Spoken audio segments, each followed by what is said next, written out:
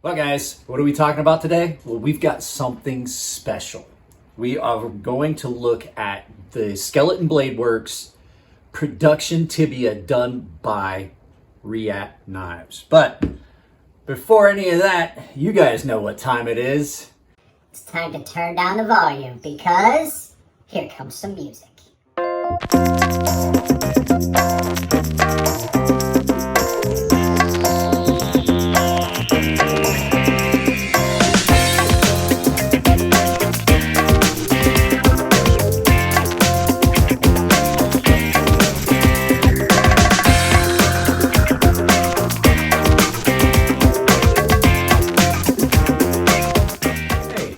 Mike here.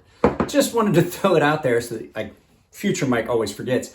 If you haven't checked out the merch store, there's a lot of stuff in there. I got sweatshirts, I got t-shirts, I got coffee cups. There's a link in the description. If you want to support the channel, all the sales go to the merch store and providing the stuff, but then it also, I get a portion of the take of it. So like I said, merch store, sweatshirts, t-shirts, coffee cups, they're all really nice. Now, back to future Mike so he can tell you about a knife. Well, thanks again for interrupting past Mike, but he's right, I would have forgotten. So what do we got here? Well, first of all, I wanted to say this is probably the last video that will get filmed in this house. So this is kind of cool because I got something special in. You guys probably are going to see this before, and so there'll be more videos after this that were shot here, but they were shot several weeks ago. I've been filming a lot of content to get it up and ready, so there's like about a month and a half worth of stuff. So, like I said, we're talking about the Skelton Bladeworks Tibia done by Sheaths Knives, and I have both versions. So, there's not a lot to talk about these, except they are really, really nice, and they have possibly one of the best production sheaths I've seen in a very long time. So, without any real further ado, let's get down and look at it at the mat, and you're gonna have to forgive a little bit of clutter because we are moving. There's a lot of stuff, so there may be things in frame that you're not used to seeing. So I will try to declutter the area. But as usual, we'll get down there, we'll get some specs, we'll get some size, we'll get some weight, and we'll talk about these and when they're gonna come out. I'm not 100% sure. I know that he has a limited release right now that's all serialized. So, but yeah, let's get down to the counter and take a good close look at these knives. All right, guys. On top of some of the other things that are going on, we're currently using my new microphone. So we're going to try and see how that works. I may have to adjust a little bit of the volume here and there. So what are we looking at here? We are looking at the Skelton Bladeworks design Tibia, done production by Sheaths Knives. Now, you guys know that Sheaths puts out super high quality stuff, so that's not going to be an issue. But I'm going to tell you, I was kind of on the fence when I saw these, and I asked Jim if he could send me one, and we had talked about it. I actually got this from Metal Complex. Shout out to Scott over there for sending these on from Jim. These are the production version of Jim's Tibia that he was doing custom knives, custom versions of. Now, they come in two types so far that I've seen. You have this satin, which has more of a flat grind, or a flat plunge here, like what he does on his customs, on his first customs. And then this has more of the swept plunge here on the blackened one. Now, these are done with carbon fiber handles. Really, really thick tang on these. Full tang. You got a lanyard hole. These are just a pretty good size, even though that's a shorter handle. That's only about maybe 3¼ fingers for me on this, but I've got really big hands. It is nice and thick, which gives it the width to make it comfortable. So let's go ahead and get into some of the specs. Now, these are in M390, so you're looking at a blade length of 3 7/8, and I measured it out with the micrometer. That is 9.9 millimeters is what I came out on here. I measured it out, 3 7/8 inch blade. And you're looking at a handle length of what are we looking at? 3 5/16-ish blade length with an overall length. Let's go ahead and get an overall length on this. This is just shy. Let's get that lined up right there. Just shy of, it's right at 7 1/4. You're looking at 7 1/4 inches on the full overall length. I measured it out in millimeters. That is no, blade length was 8.6 millimeters. So let's go ahead and look at an overall length on this in millimeters. You're looking at just shy of 19 millimeters, maybe 18 and a half millimeters. So there's some rough estimates in size for you. Now, let's look at blade stock thickness because I did not measure that. Let's turn this on.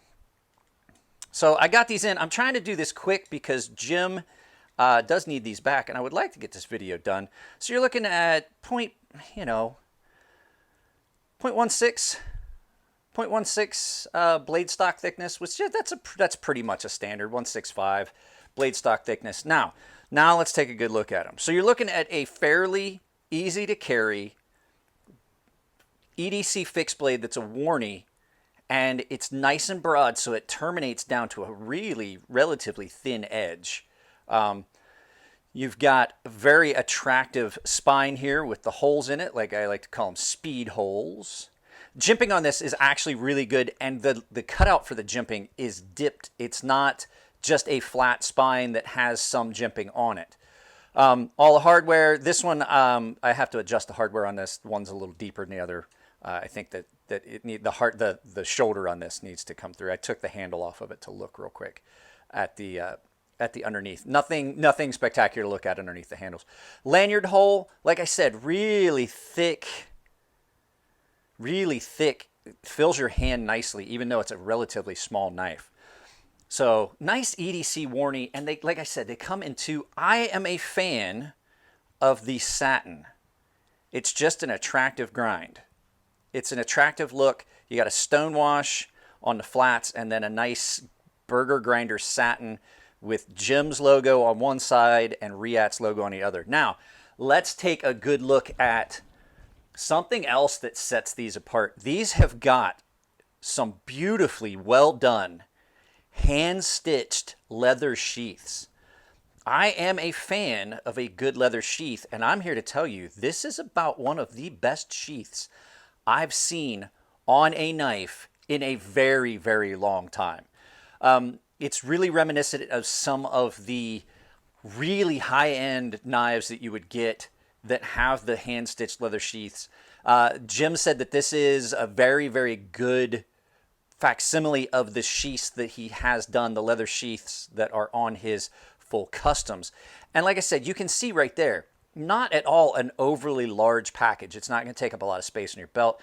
Scout carry, nice big loop to fit almost any belt. Nice, thick, sturdy. This is thick, sturdy leather. It's almost holster leather.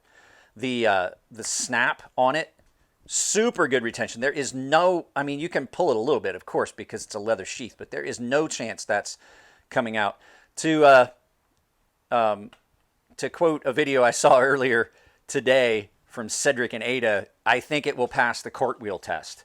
So, yeah, guys, there's not a lot to say on this because it is a fixed blade, but like I said, these are super, super attractive. And for as odd as they may look in pictures, and this is one of the things I was going to say. I like Jim. Jim and I talk a lot. I would consider Jim my friend.